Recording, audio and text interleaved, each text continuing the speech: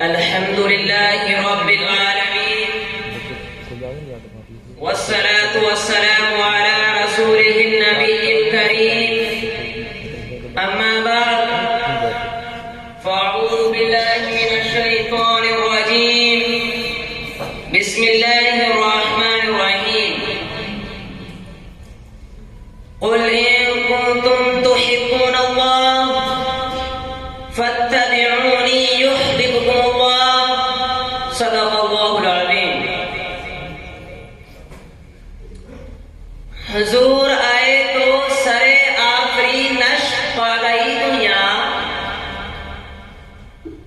حضور آئے تو سرے آفری نش پا گئی دنیا. اندھیروں سے نکل کر روشنی میں آ گئی دنیا. بجھے چہروں کا زم اترا ستے چہروں پہ نور آیا. بجھے چہروں کا زم اترا ستے چہروں پہ نور آیا. حضور آئے تو انسانوں کو جینے کا شعور آیا. میرے دوستو، آج میں آپ کے سامنے سیرت سید البشر کے بارے میں کچھ باتیں عرض کرنا چاہتا ہوں.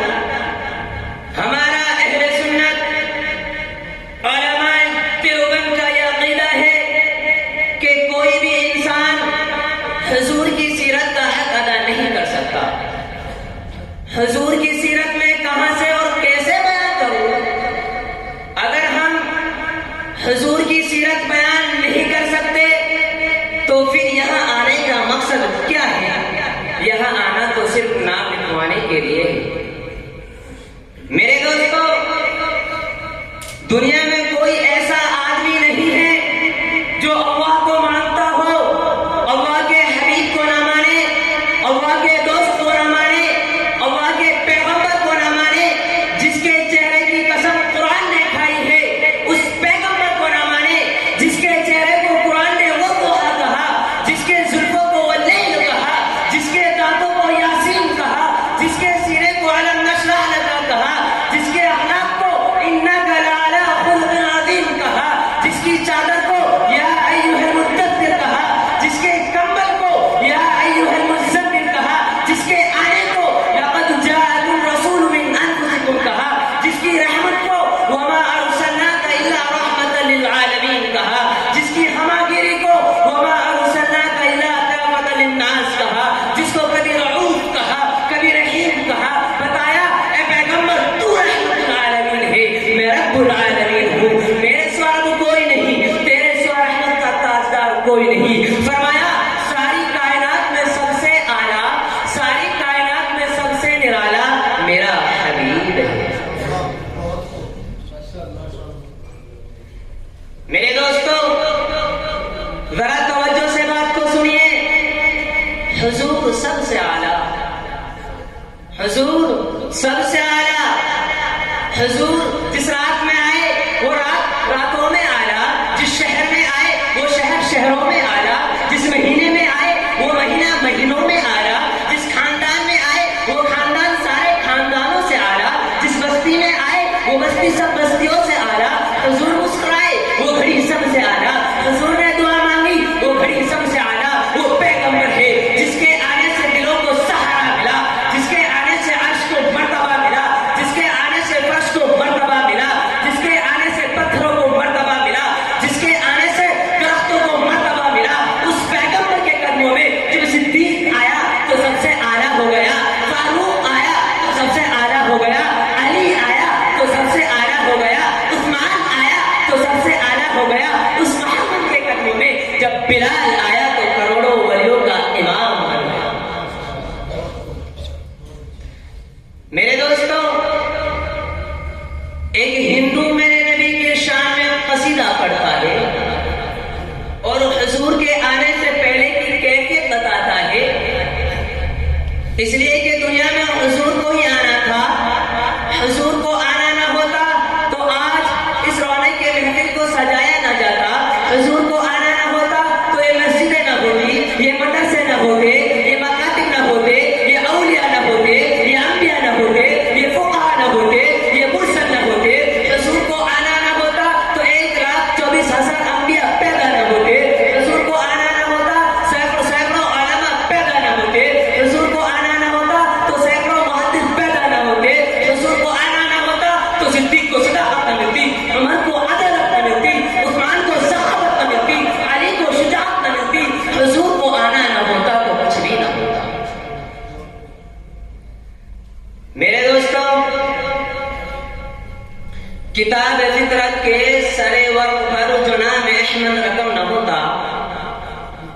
کتاب فطرت کے سرے ورق پر جو نام احمد رقم نہ ہوتا تو نقش ہستی ابھر نہ سکتا، وجود لوح و قلم نہ ہوتا، حضور کو آنا نہ ہوتا تو کچھ بھی نہ ہوتا۔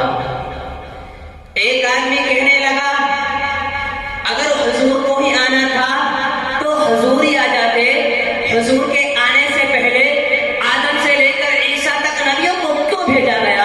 حضور کے آنے سے پہلے انبیاء کیوں آئے؟ حضور کے آنے سے پہلے مرسل کیوں آئے؟ آنا تو حضور نے تھا تو پھر حضور ہی آ جاتے۔ حضور کے آنے سے پہلے 1,24,000 انبیاء کیوں آئے؟ اس لیے تاکہ راستہ بن جائے، تاکہ محفل سنور جائے۔ حضور کو آنا ہے، راستہ بن جائے۔ آدم علیہ السلام آ گئے، عیسیٰ علیہ السلام آ گئے، موسیٰ علیہ السلام آ گئے، اولیاء آ گئے، مقتدی آ گئے، دنیا بیٹھی ہے، مجمع جمع ہے۔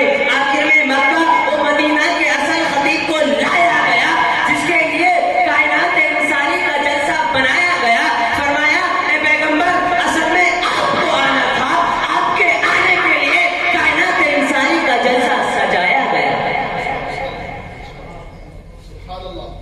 اس لیے علامہ اقبال نے بڑی عجیب بات کہی ہے، فرمایا یہ پھول نہ ہوتے تو کلیوں کا تبسم بھی نہ ہوتا، یہ پھول نہ ہوتے تو کلیوں کا تبسم بھی نہ ہوتا، یہ گل نہ ہوتے تو بلبل کا ترنم بھی نہ ہوتا، حضور کو آنا نہ ہوتا تو کچھ بھی نہ ہوتا۔ جب پیغمبر آئے دنیا میں بہار آئی، جب نبی آئے دنیا میں خوشی آئی، اور جس کو نبی کے آنے پر خوشی نہ ہو اس سے بڑا مردود دنیا میں کوئی نہیں۔ وہ آئے جن کے آنے کی زمانے کو ضرورت تھی، وہ آئے جن کے آنے کی زمانے کو ضرورت تھی، وہ آئے جن کے آمد کے لیے بے چین و فکرت تھی۔ اصل میں حضور کو آنا تھا۔ میرے دوستو، حضور جس دن میں تشریف لائے صرف اسی پر تقریر ہو سکتی ہے۔ حضور جس شہر میں تشریف لائے صرف اسی پر تقریر ہو سکتی ہے۔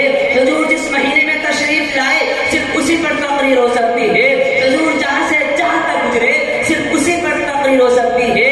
لیکن میں حفیظ طائف کا کلام کہتا ہوں جس نے 170 اشعار حضور کی شان میں کہے، آخر میں کہا تھکی ہے فکر رسا مدح باقی ہے، تھکی ہے فکر رسا مدح باقی ہے، قلب ہے آولا پا مدح باقی ہے، وقت تمام ہوا مدح باقی ہے، وقت تمام ہوا مدح باقی ہے، تمام عمر لکھا مدح باقی ہے۔ السلام علیکم۔